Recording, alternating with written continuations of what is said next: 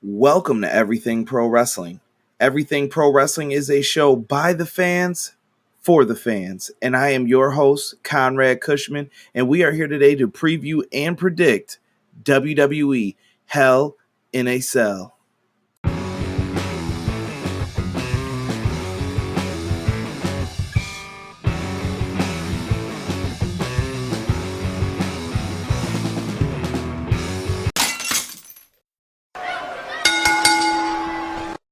This is episode 22 of the Everything Pro Wrestling podcast. We're going to preview and predict WWE Hell in a Cell. I am going to try to avoid talking about that horrible go-home show that was Monday Night Raw, and portions of this will be recorded before and after SmackDown Live, so brace yourself for that. Now, before we get into all of this, I do want to talk about a big thing that's going on tomorrow for me. I will be appearing on the Rise Up Sports podcast. They have a channel here locally in the Buffalo, New York area on Spectrum, and I will be appearing on their show to talk about WWE Hell in a Cell, Monday Night Raw, SmackDown Live, NXT, a whole bunch of different questions. So I appreciate the guys at JawU, #JawU, having me come on the show and talk some pro wrestling. So if you guys are available, make sure you check it out. And I'll have everything getting posted later on to my Everything Pro Wrestling group page and everywhere else that you guys can find me. I will have that posted for you guys so you can check it out. But enough of that. Let's talk about WWE Hell in a Cell. Let's get this preview and prediction show started off right with the SmackDown Live Tag Team Championship match. We are going to have The New Day versus Rusev Day. And this is going to be an interesting match. We have two babyface trio teams, and they're going to be taking on each other, and that usually makes for a different type of crowd dynamic. So we'll see who the people are into when it comes down to this match. Also, I think that we're going to see a storyline come back up, basically, where we start seeing cracks in the team of Rusev Day. It all started with Aiden English trying to interfere in matches for Rusev and Lana, and things did not work out as planned. Things have been going great the past few weeks, but I think it's going to rear its ugly head again in this match, and I'm predicting the New Day retain their SmackDown Live Tag Team Championships. So for our second match, guys, we are going to have for the Raw Tag Team Championships, newly crowned champions Dolph Ziggler and Drew McIntyre defend the belts against Dean Ambrose and the Intercontinental Champion Seth Rollins. This feud has been going back and forth for a little bit, and I'm not sure who is going to come away with the victory in this one. I've sat here and I've thought about it. Dolph Ziggler and Drew McIntyre as a team have been tremendous. I still feel the same that I have felt about Dolph Ziggler for about 2 years now, that I just find it hard to get behind him. He's a great performer. I think WWE has just beat out all of the care that I had for Dolph Ziggler, and it went away. But Drew McIntyre, on the other hand, as a wrestler, he intrigues me. I think Drew McIntyre has a lot to offer, and he is someone who I expect to see in the main event picture or at least have a singles title in the next 6 months. Dean Ambrose, I feel like he's buying his time before he goes into something that he actually wants to do. I don't know if it's going to be a mistake bringing him back as a babyface, but we'll see what happens with Dean Ambrose, because I wanted to see him return as a heel. He hasn't since, but we'll be interested to see what's going on with him. And Seth Rollins, Mr. Monday Night, as I've been calling him. Seth Rollins has done a tremendous job. He has the Intercontinental title. And I think that eventually Ambrose and Rollins are going to win the tag titles. I just don't think tonight's the night, though. I am predicting right now that Dolph Ziggler and Drew McIntyre walk away with the Raw Tag Team titles still around their waist, by hook or by crook. And I predict them winning, and we'll see this feud continue on some Monday Night Raws into the future. And I know that they're going to meet on the Super Showdown show in Australia. There's a lot of rematches that are going to be happening on this show, and this is just one of many. Before we start talking about the third match, let me get a drink from the big yellow cup of doom here that you guys love to make fun of when I'm doing my YouTube videos. Now, the next match is in a Hell in a Cell, Jeff Hardy versus Randy Orton. These two have had tremendous matches, and I feel like there's some type of chemistry between the both of them. This goes back to feuds that they've had previously. I particularly loved the Royal Rumble 2008 match where it was Jeff Hardy versus Randy Orton. And they had an incredible sequence at the end that you must see and check out if you haven't in a long time. Go back and watch that incredible match. Also, don't forget about the time Jeff Hardy jumped off the top of the Raw stage and Swanton bombed Randy Orton. Another incredible Raw moment, and Jeff Hardy is crazy. And I believe that's why he was given this match. Jeff Hardy has requested to have a Hell in a Cell match before he retires, and I think this is WWE giving him what he wants, and he deserves it for everything he's done for that company. 100% agree. Jeff Hardy versus Randy Orton should be a really good match. Randy Orton with his new vicious heel persona, and we have Jeff Hardy, the babyface that a lot of people just love. And I think this is going to be a good match, and I think Jeff Hardy is going to have the crazy spot of the night, but I don't think it'll be enough to beat the Viper Randy Orton, and I'm predicting Randy Orton picks up the victory in this match. In another match that I believe we'll be seeing on the Super Showdown card, it's going to be Charlotte Flair, the champion, versus Becky Lynch for the SmackDown Live Women's Championship. Now, this has been an incredible feud, and I want to give my own personal take on this while we're talking about this match. So when it comes to Charlotte Flair and Becky Lynch, I am still going to stand behind what I said. I believe that they should have a double turn. I do feel that Becky Lynch is still the babyface in the situation, and Charlotte Flair is the one who needs to turn heel on her. There's a way that you can do it and make it work. I don't know if you can do it right away or if they're going to wait a little bit, dip their toe in the water and see what happens. But I think that it's not the time for the title to switch yet. And I know a lot of people are going to be upset. Trust me, I get it. But I think that Becky Lynch is going to win the match, but not the championship. This will lead to their rematch at the Super Showdown show. And it'll allow things to continue on. I think Charlotte's going to get disqualified here in this match some way, somehow, and they are going to continue on and continue this feud. I really, really want to see that double turn. And I don't know if you guys agree with that or not. If so, let me know in the comments or however you guys want to reach out to me and let me know. But that's what I'd like to see for the match.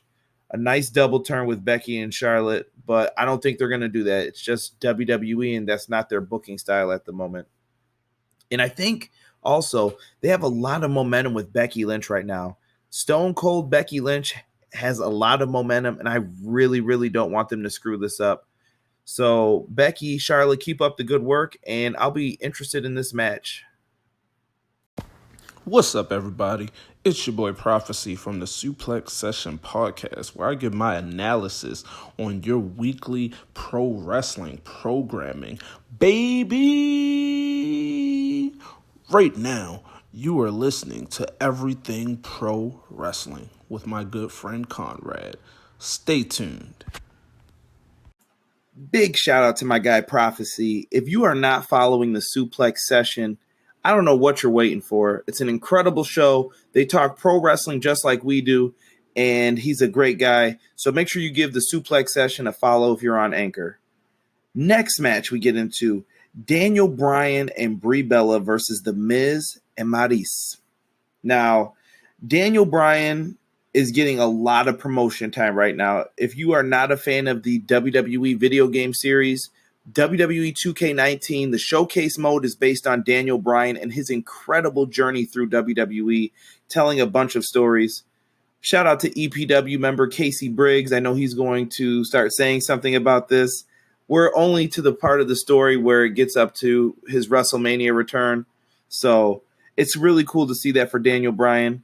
And we know that The Miz and Maryse have their reality show, and both talents truly great. And that same goes for their wives. Brie Bella is married to Daniel Bryan. Maryse is married to The Miz. They are excellent in their roles as well that they've been playing recently. Now, Brie Bella has not been in the ring for quite some time, and I know that she's been trying to get that ring rust off a little bit, but I think she'll be fine in this match. And same with Maryse. She has not been in the ring in quite some time, but I think she'll do fine as well. These guys are pros. They know what they're doing. This is an interesting matchup here because, once again, this is another match that we're going to see kind of a rematch at Super Showdown, but it'll be with Daniel Bryan versus The Miz. What's going to happen in this one, guys? I think Daniel Bryan and Brie Bella pick up the victory in this match, but there's going to be a caveat to it. I don't think that the male wrestlers will be in the finish. I think Brie Bella is going to get the victory for her team over Maryse. And from there, I think we're going to see a story play out between Daniel Bryan and The Miz at Super Showdown, and you're going to have to wait for my preview and prediction show for that show to get my thoughts on that match. But it's very interesting what I think will happen. 6th match on this card, guys, for the WWE Championship. Once again, not in the main event. AJ Styles will defend against Samoa Joe. Now, I don't know if you guys understand this, but I really, really have been enjoying this feud. I think Samoa Joe has shown that he is so good in that ring, and he is really a 5-tool player for pro wrestling. And Samoa Joe has done a great job, but I have one question. Why isn't this match in the Hell in a Cell cage? Like, that doesn't make any sense to me. When I watched SmackDown a couple weeks back, if you follow my Twitter timeline, you will absolutely hear me yell. When I found out AJ Styles versus Samoa Joe wasn't in a Hell in a Cell, do you know what that was like? I was in my house and I was screaming. Oh, Wendy! Some may say I'm overreacting, but tell me that's not ridiculous that the most personal feud on this card is not going to be contested inside Hell in a Cell. Just ridiculous. But that has not stopped my enjoyment of this feud. And Samoa Joe has done a tremendous job, as I said previously, being a 5-tool player, as well as AJ Styles, in building up this feud. This has really shown their character depth, and I really like it. And I really, really want to see Samoa Joe get the belt, but I don't think they can do that just yet. Why? Because I think AJ Styles being on the cover of WWE 2K19 is going to play a big factor into all of this. How cool would it be to have the champion of the WWE be on the cover of the game and he could walk around saying that when he's doing promotional stuff? AJ Styles, I feel, is going to figure out a way to win this match some way, somehow. And him and Samoa Joe, another match that's going to be happening, at the Australian Super Showdown show. I don't see any reason to take the belt off of AJ here yet. Maybe at the Australian show it could happen. But for now, I think AJ Styles is safe. And they could also have another schmoz type of finish again. Well, we've reached the main event, guys. This match is for the Universal title, and it has so many stipulations and extra stuff on it that you won't believe it. We have a Universal title match being defended inside a Hell in a Cell, with Braun Strowman cashing in his Money in the Bank contract, with the special guest referee being Mick Foley. Whew. That's a lot. Roman Reigns versus Braun Strowman has been tremendous for the past, I don't know if it was a year and a half, but I loved all of their matches. And I think this one will be another really good match. Roman Reigns and Braun Strowman have that chemistry with each other, and I like their matches. Here's the thing. I don't know if WWE is going to do the right thing, because I will be so disappointed if Braun Strowman doesn't win this match. But at the same time, I don't know how Braun Strowman's going to win this match. I just don't see it working out for him.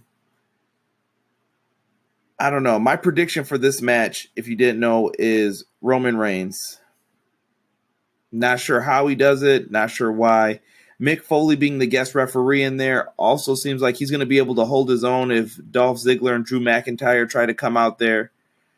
I'm pretty sure Ambrose and Rollins are going to get involved in some way as well. That'll carry over into the main event. I don't know. This is going to be a really tough match.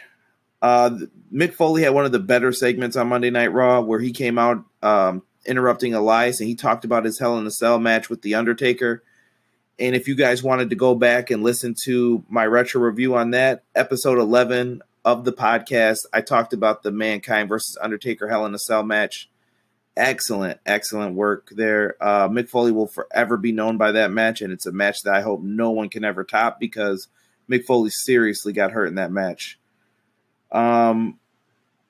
Yeah, I don't know, guys. This is going to be really tough, and I would love to hear from all of you as far as what do you think is going to happen in this main event.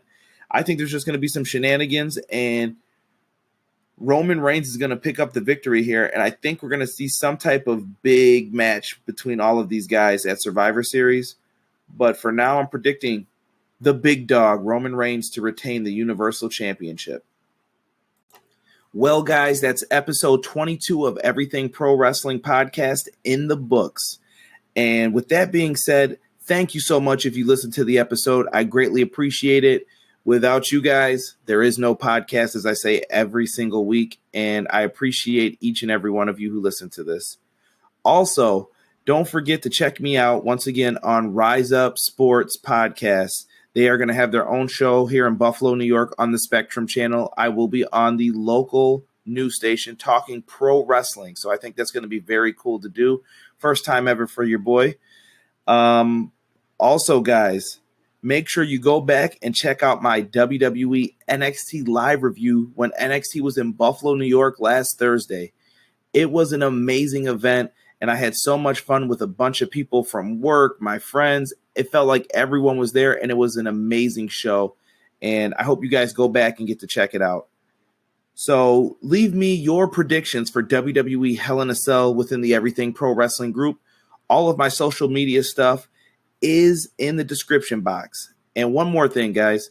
I am almost 100 followers away on Twitter from getting to 1K. So if you guys could, do me a favor and make sure you give me a follow on Twitter. And thank you so much for listening to the Everything Pro Wrestling Show. We're out. Peace.